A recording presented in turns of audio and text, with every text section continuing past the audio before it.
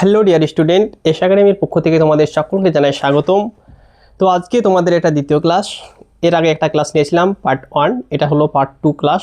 তো এর আগের ক্লাসে তোমাদেরকে আমি সরল সুদ কষা চালু করেছিলাম। তো সরল সুদ কষার তোমাদেরকে আমি ইন্ট্রোডাকশন দিয়েছিলাম এবং কয়েকটা অঙ্ক করে দিয়েছিলাম এবং বলেছিলাম যে বাকি অঙ্কগুলো তোমাদেরকে চেষ্টা করতে। অবশ্যই তোমরা চেষ্টা করেছো। যদি চেষ্টা না করে থাকো তাহলে তোমরা দেখে নাও, আমি তোমাদেরকে অঙ্কগুলো করে দিচ্ছি।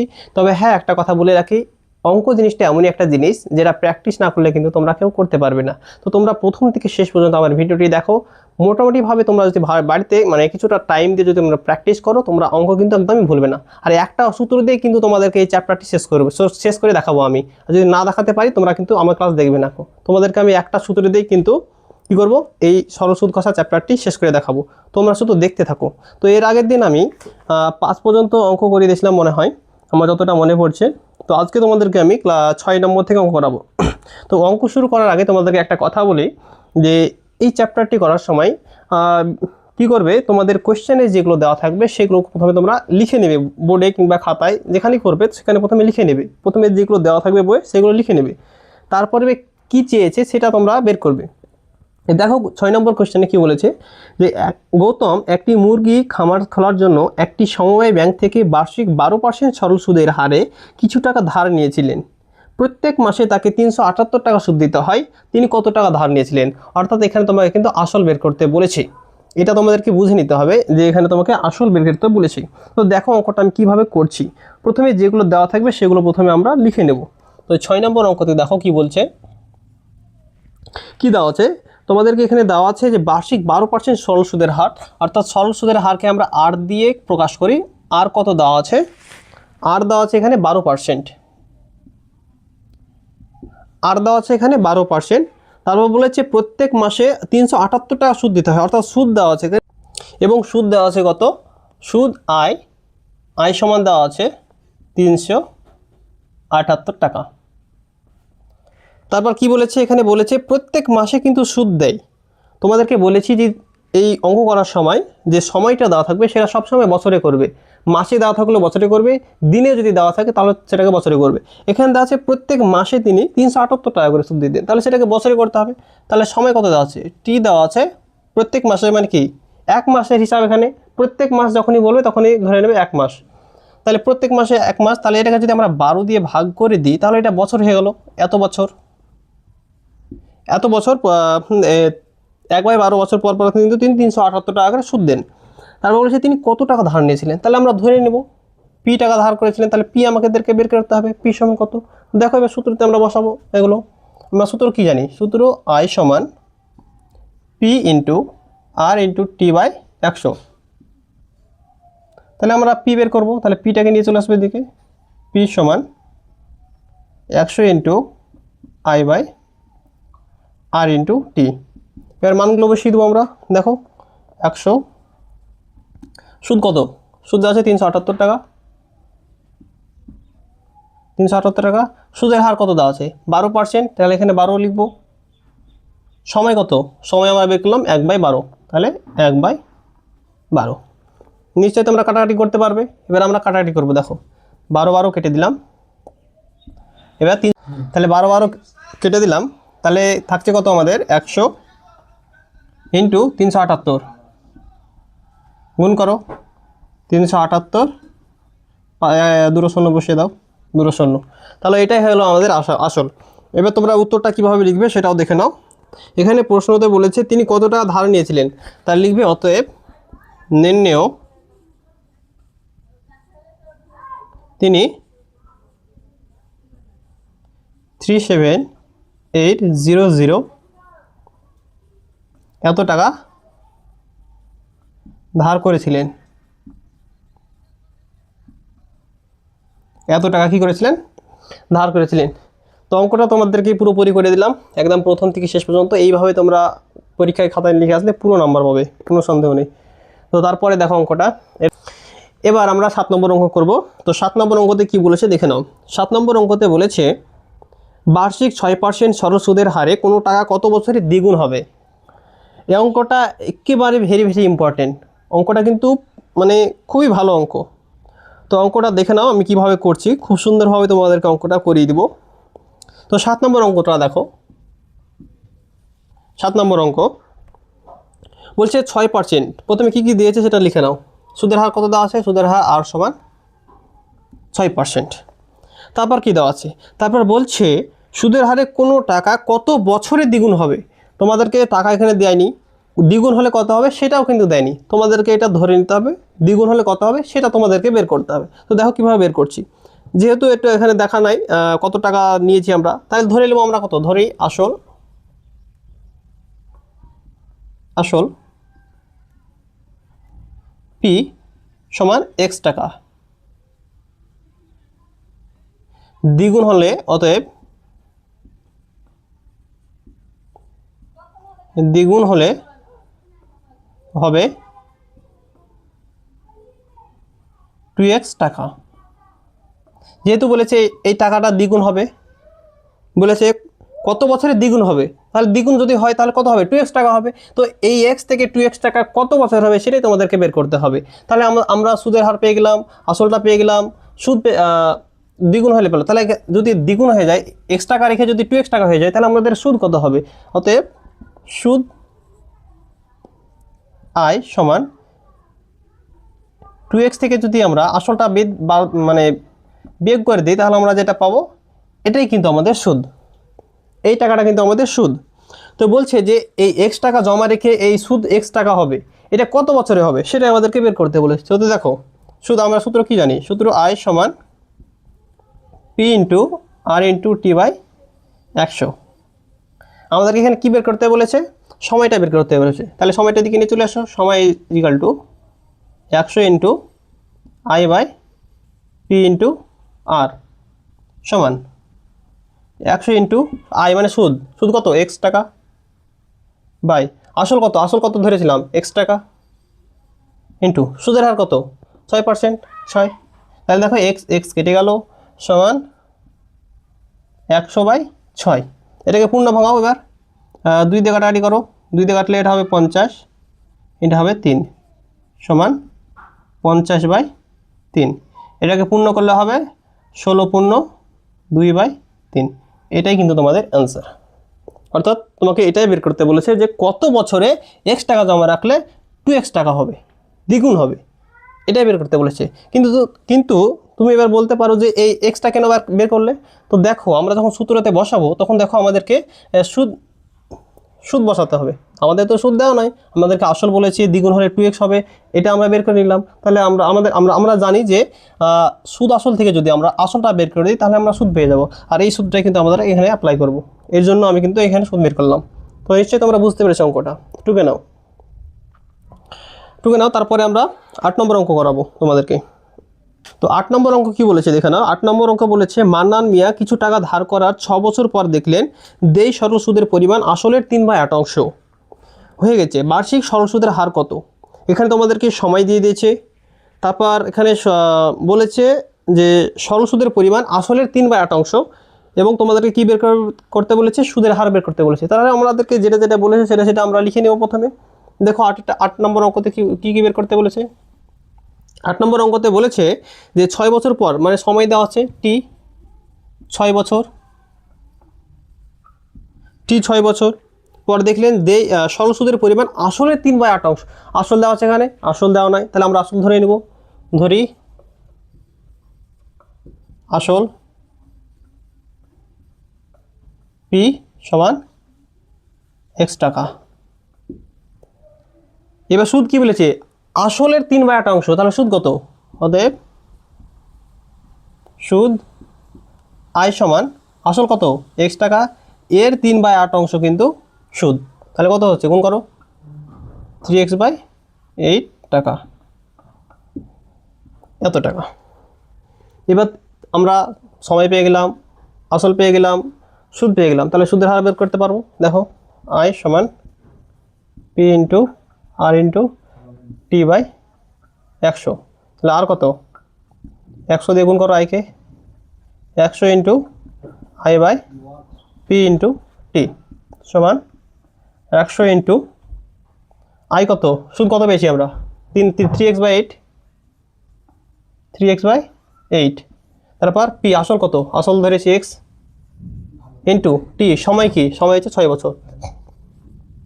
এবার কেটে কেটে দাও, এক্স আর এক্স কেটে গেল, তাহলে দেখো কত আসছে, সমান 100 ইন্টু 3/8/6, তাহলে 3 দুগুণী 6, এই 2 দিয়ে 100 কাটলে হবে 50, সমান 50/8।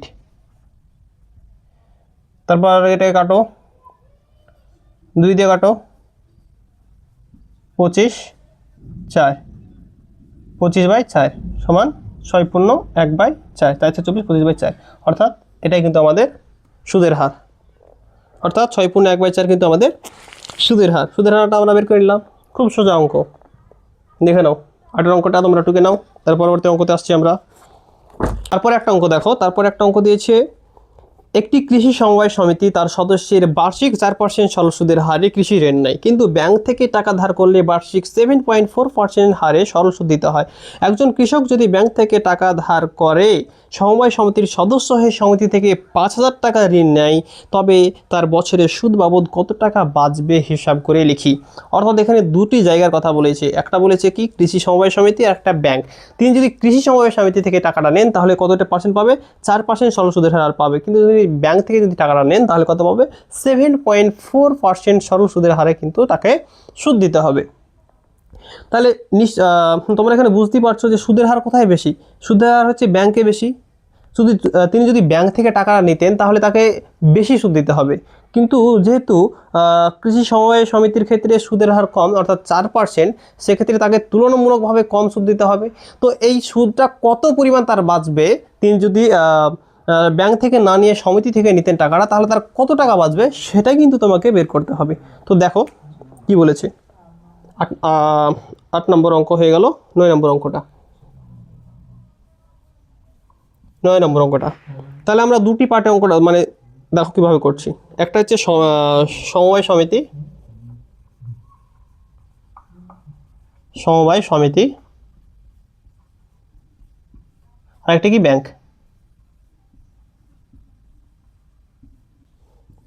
সমবায় সমিতির ক্ষেত্রে কি, সমবায় সমিতির ক্ষেত্রে সুদের হার কত, আর ইজিক্যাল টু 4%, আর ইজিক্যাল টু 4%। আর ব্যাংকের ক্ষেত্রে সুদের হার কত, ব্যাংকের ক্ষেত্রে সুদের হার হচ্ছে আর সমান 7.4%। এটা ব্যাংকের ক্ষেত্রে। তিনি কত টাকা ধার নেবেন, তিনি 5,000 টাকা ধার নেবেন, তাহলে আসল কত, আসল পি ইজিক্যাল টু 5,000 টাকা।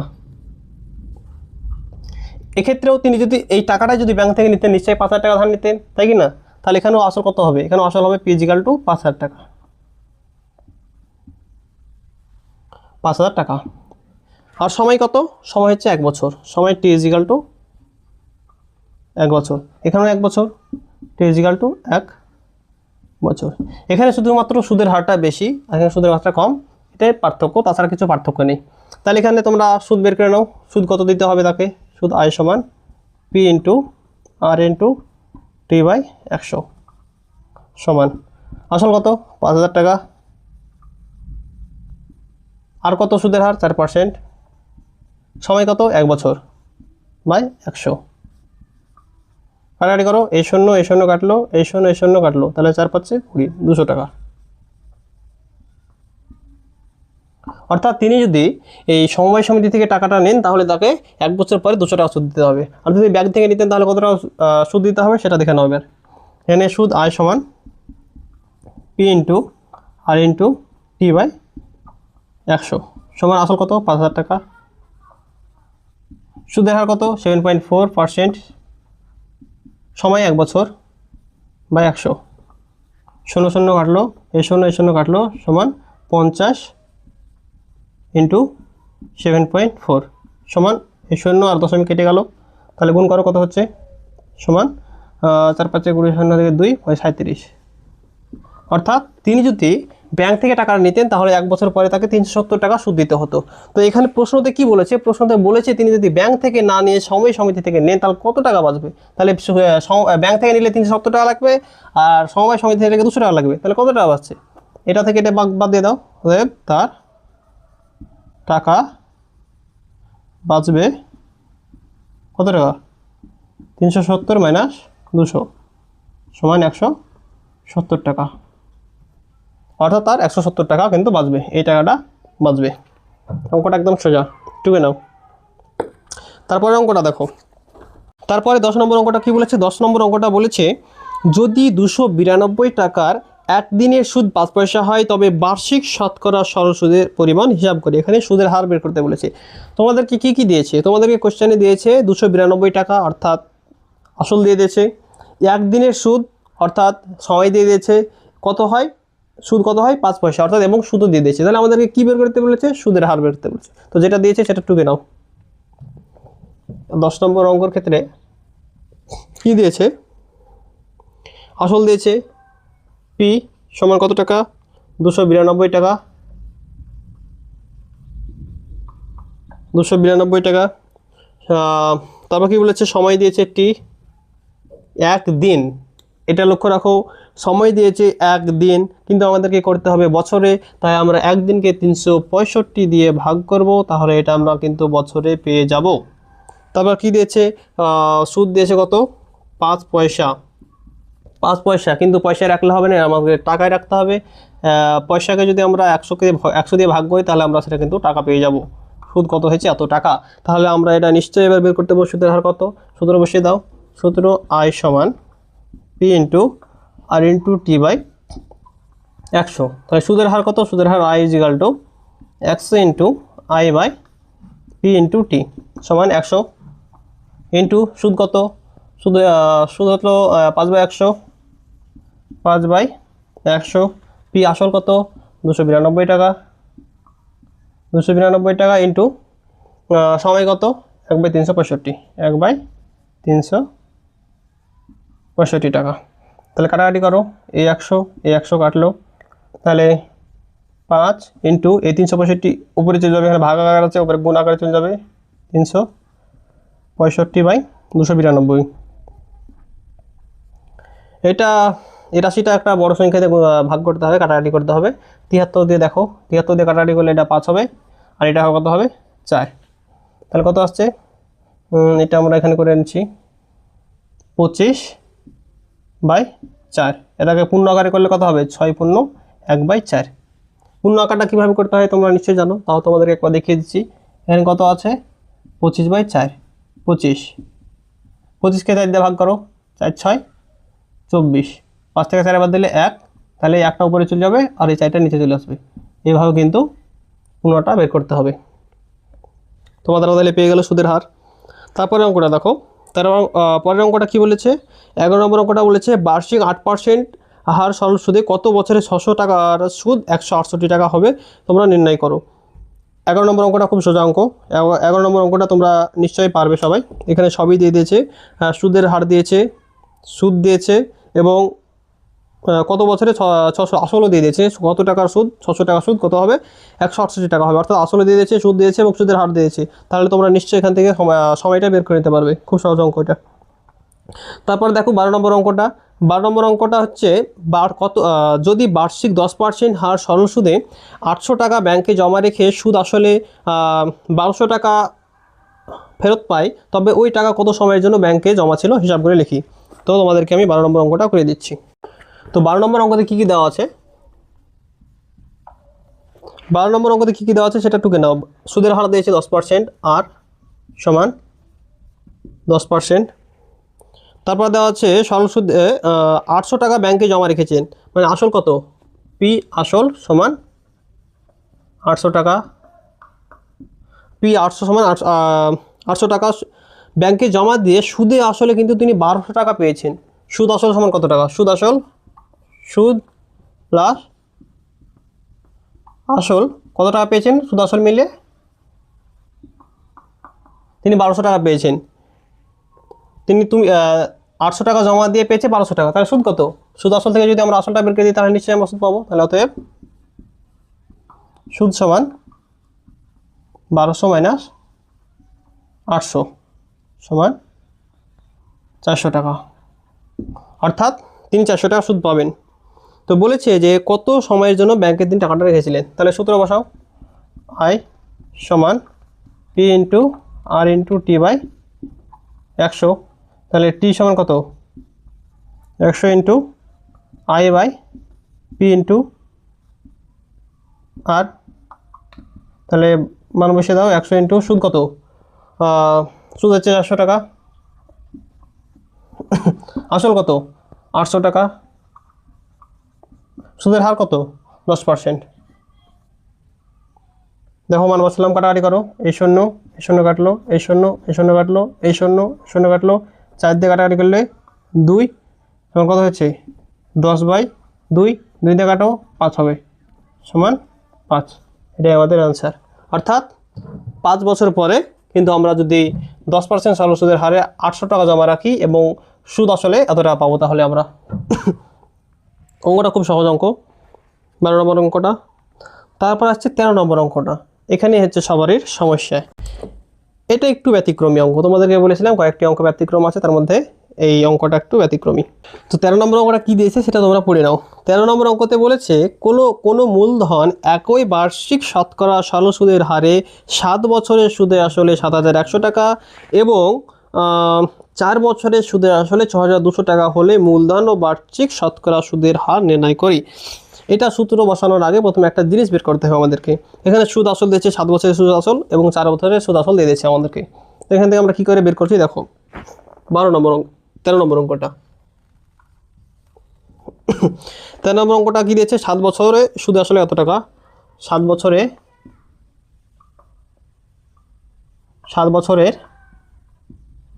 সুদ আসল কত টাকা, 7,100 টাকা। আর কত দেওয়া আছে, 4 বছরের সুদ আসল কত টাকা, 6,200 টাকা, এত টাকা। এবার কী করবো, আমরা বিয়োগ করব। যদি আমরা বিয়োগ করি তাহলে এই সমস্ত অঙ্কর ক্ষেত্রে এটা আছে 7 বছরের সুদ আসলে এত টাকা, 4 বছরের সুদ আসলে এত টাকা, যদি আমরা বিয়োগ করি তাহলে যেটা পাবো 3 বছর, এই 3 বছরের কিন্তু আমরা শুধুমাত্র সুদ পাবো। 3 বছরে কি পাবো, আমরা শুধু সুদ পাবো। এখানে কিন্তু 3 বছরের সুদ আসল পাবো না, বিয়োগ করলে কিন্তু 3 বছরের সুদ পাবো। এটা তোমরা মনে রাখবে, এটা মনে রাখতেই হবে যে 3 বছরের সুদ কত পাবো, এত টাকা। তার কত হবে, বা বিয়োগ করো, 0,0,9 এত টাকা। অর্থাৎ আমরা 3 বছরে সুদ পেয়ে গেলাম 900 টাকা। তাহলে আমরা ঐকিক নিয়ম নিশ্চয় জানি, এবার ঐকিক নিয়মে অঙ্কটা ফেলবো। দেখো 3 বছরের সুদ আসল কত টাকা, 900 টাকা। অতএব 3 বছরের সুদ 900 টাকা, 1 বছরের সুদ কত টাকা, 900/300 টাকা। তাহলে আমরা হয় 7 বছরে বের করব, না হলে 4 বছরে বের করব। তো আমরা একটা বের করি 7 বছরের। 7 বছরের সুদ 900/300 ইন্টু 7 টাকা, কাটাকাটি করো, এই 0 কাটলো, 3 দিয়ে 3, 3 সপ্তাহে 21,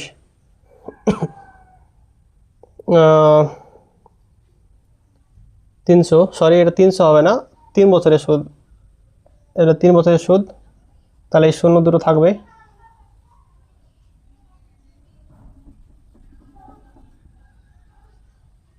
900/3 ইন্টু 7, 3 কাটাকাটি করো, 300 সমান 2,100 টাকা। অর্থাৎ 7 বছরের সুদ আসলে এত টাকা হলে 7 বছরের সুদ কত টাকা, 2,100 টাকা। তাহলে আসল কত, এই সুদ আসল থেকে 7 বছরের সুদ আসল থেকে যদি 7 বছরের আমরা সুদটা বের করে দিই তাহলে আমরা আসল পাবো। অতএব আসল সমান এই সুদ আসল থেকে 7,100 থেকে মাইনাস 2,100 বাদ দিয়ে দিলে আমরা কত পাবো, সুদ পেয়ে যাবো। তাহলে বিয়োগ করো, 0,0,0, 7 থেকে 2 দিলে 5, অর্থাৎ এটা কিন্তু আমাদের আসল। এবার তোমরা যদি 4 বছরের ক্ষেত্রে বের করতে, 3 বছরের সুদ এত টাকা, 1 বছরের সুদ এত টাকা, 4 বছরের সুদ যদি বের করতেন তাহলে তোমরা যেটা পেতে সেটা তোমরা এই সুদ আসল থেকে বের করে দিলে 4 বছরের আসল পাবে, সেটাও বেরোবে 5,000 টাকা। তোমরা বের করে দেখে নেবে, একই বেরোবে। তাহলে আমাদেরকে কী বের করতে বলেছে, মূলধন আর বার্ষিক শতকরা সরল সুদের হার। তাহলে আমরা মূলধন পেয়ে গেলাম, সরল সুদের হার কীভাবে বের করবো দেখালাম, সূত্র দিয়ে ফেলবো। আমরা কি জানি, সূত্র আই সমান P into R into P by 100। তাহলে সূত্র দেখো, আর সমান বের করে নাও 100 into I by P into T সমান 100 ইন্টু আই। সুদ কত? সুদ হলো 2100 টাকা, 2100 টাকা। পি আসল কত? আসল হলো 5000 টাকা। আর সময় কত? সময় হচ্ছে 7 বছরের ক্ষেত্রে, যেহেতু 7 বছরে কিন্তু এত টাকা রেখে আমরা কিন্তু এত টাকা পেয়েছি সুদ আসলে। তাহলে সময় হচ্ছে 7। তাহলে 0 এই 0 এই 0 কাটলো, এই 0 এই 0 কাটলো, 7 দিয়ে কাটো 21কে, 3 হবে সমান 100 ইন্টু 3/50। এই 0 এই 0 কাটলো, আর এই 5 দিয়ে 10 কাটলে 2 হয়, তাহলে 6। অর্থাৎ সুদের হার কত? 6%। তাহলে এবার তোমরা লিখে নেবে যে অতএব নির্ণয় মূলধন 5000 টাকা এবং বার্ষিক সরল সুদের হার 6%। তো বুঝতে পারলে তোমরা অঙ্কটা খুব সহজভাবে করে দিলাম। এইভাবে বের করার ক্ষেত্রে কিন্তু তোমরা শুধুমাত্র 3 বছরের সুদ পাবে, এটা মনে রাখবে শুধু। তো 14 নম্বর অঙ্কটা দেখো। 14 নম্বর অঙ্ক বলছে একই সময়ে অমল রায় ব্যাংকে এবং পশুপতি ঘোষ পোস্ট অফিসে 2000 টাকা করে জমা রাখার পরে তিনি সুদ সহ যথাক্রমে 2360 টাকা ও 2480 টাকা ফেরত পান। ব্যাংক ও পোস্ট অফিসের বার্ষিক সরল সুদের হারের অনুপাত নির্ণয় করি। অঙ্কটা একদমই সোজা। তোমরা দেখলে 9 নম্বর অঙ্কটা যেভাবে করলাম ঠিক সেই রকমভাবেই তোমরা এই অঙ্কটা করবে। দুটি ক্ষেত্রেই তোমরা সরল সুদের হার বের করবে, অনুপাত করবে, দেখবে অঙ্কের উত্তর তোমাদের মিলে যাবে। তো এটা তোমাদের বাড়ির কাজ থাকলো। তাহলে তোমাদের বাড়ির কাজ থাকলো কোনটা? বাড়ির কাজ থাকলো 11 নম্বর অঙ্ক এবং 14 নম্বর অঙ্ক, এই দুটো তোমাদের বাড়ির কাজ থাকলো। তোমরা চেষ্টা করবে, যদি পারো তাহলে ভালো, যদি না পারো তাহলে তোমরা কমেন্টে বলবে যে পারিনি হোক, তাহলে আমি নিশ্চয়ই তোমাদের সামনে আমি আবার এই দুটো অঙ্ক নিয়ে হাজির হব। তো আজকে এই পর্যন্তই, দেখা হচ্ছে আবার পরবর্তীতে। তোমরা ভালো থাকো, সুস্থ থাকো, আর ভালোভাবে তোমরা অঙ্ক প্র্যাকটিস করো।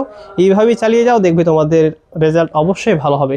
তো এখানেই আজ পর্যন্ত, সকলে ভালো থাকবে। ধন্যবাদ ভিডিওটি সম্পূর্ণ দেখার জন্য।